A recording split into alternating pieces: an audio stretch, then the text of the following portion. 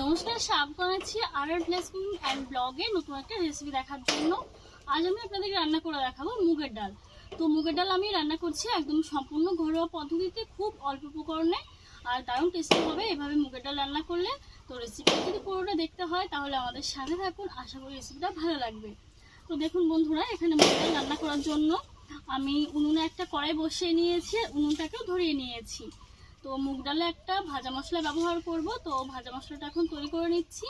তো ভাজা মশলার উপকরণ হিসাবে কি কি দিচ্ছি চলুন দেখে নেওয়া যাক। এখানে দিয়ে দিচ্ছি একটা তেজপাতা, দুটো শুকনো লঙ্কা, গোটা ধনিয়া, গোটা সাদা জিরে, খুবই অল্প পরিমাণে নিয়েছি। এখানে শুকনো খোলা একটু নেড়ে ছেড়ে নামিয়ে বেটে নেব। দেখুন শুকনো খোলায় নেড়ে চেড়ে নামিয়ে নিলাম, ভাজা ভাজা হয়ে গেছে।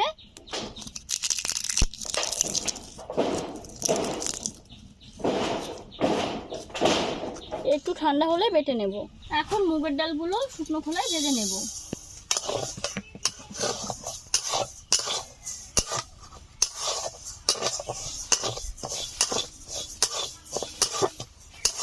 দেখুন বন্ধুরা, আস্তে আস্তে ডালের কালারটা চেঞ্জ হয়ে যাচ্ছে।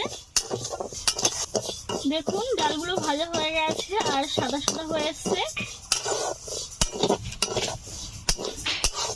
এর থেকে বেশি ভাজলে কিন্তু ডাল গলবে না।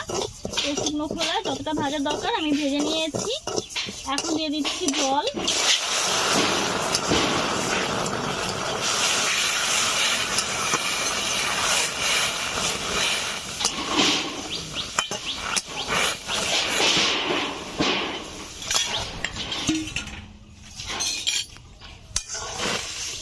এই জলটা ফেলে দেব।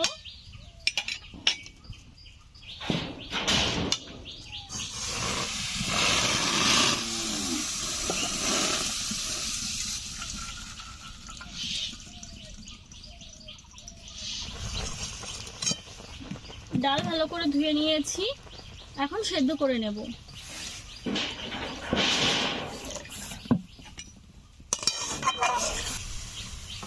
ডাল ভালো করে জাল করে ফুটিয়ে নিচ্ছি। মুগের ডাল সেদ্ধ হয়ে গেছে, আমি হালকা করে একটু ঘুটে নিচ্ছি।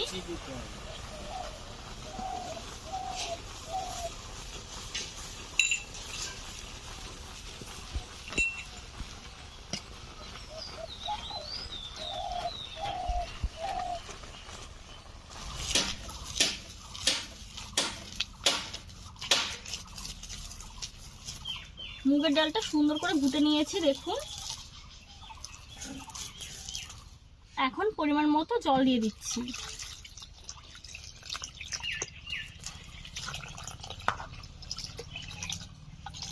এখানে আমি 200 গ্রাম মুগের ডাল নিয়েছিলাম।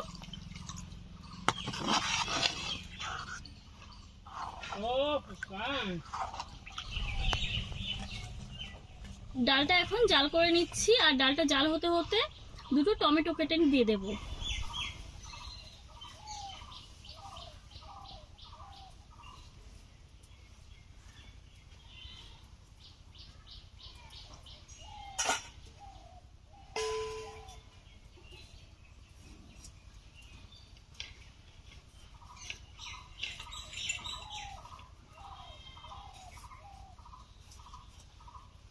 ডাল ফুটতে শুরু করে দিয়েছে, টমেটোগুলো দিয়ে দেব।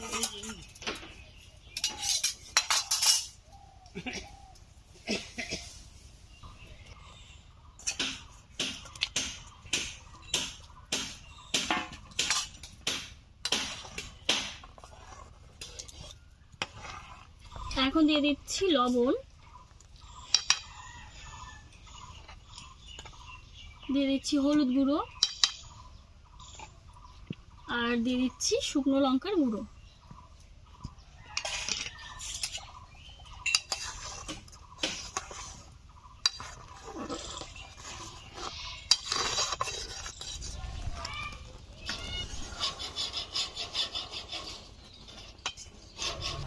ডালটা এখন নামিয়ে নিচ্ছি, কড়াইটা ধুয়ে তারপর সম্বাদ দিয়ে দেবো।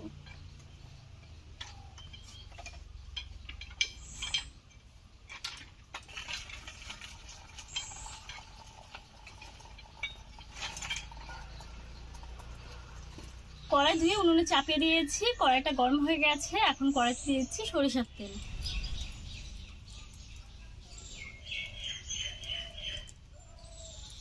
তেল ভালো করে গরম করে নিচ্ছি।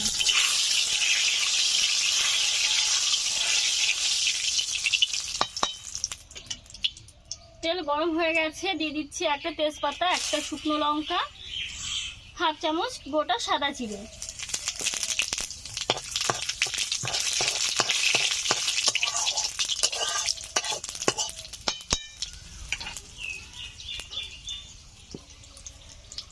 এখন ডাল দিয়ে দিচ্ছি।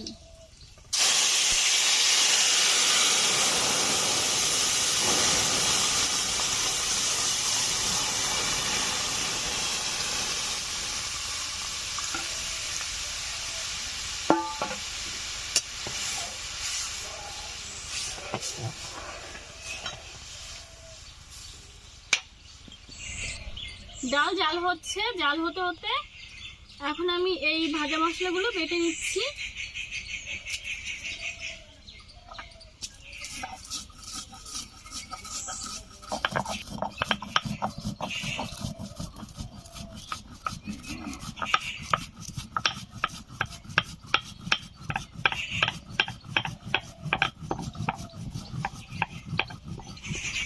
ভাজা মশলা গুঁড়ো হয়ে গেছে।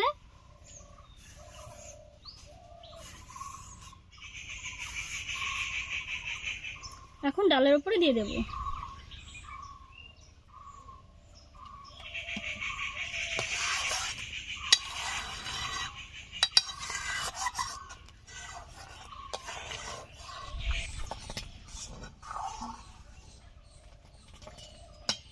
ঘরোয়া পদ্ধতিতে রান্না করে ফেললাম মুগের ডাল, আর একদম অল্প উপকরণে কিন্তু করলাম।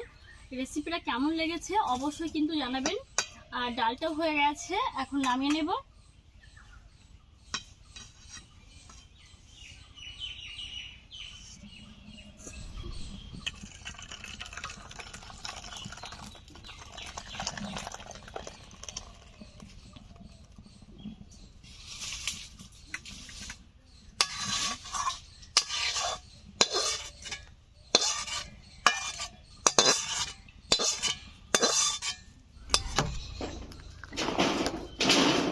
এই মুগের ডাল দিয়ে এখন আমি গরম গরম ভাত খাবো।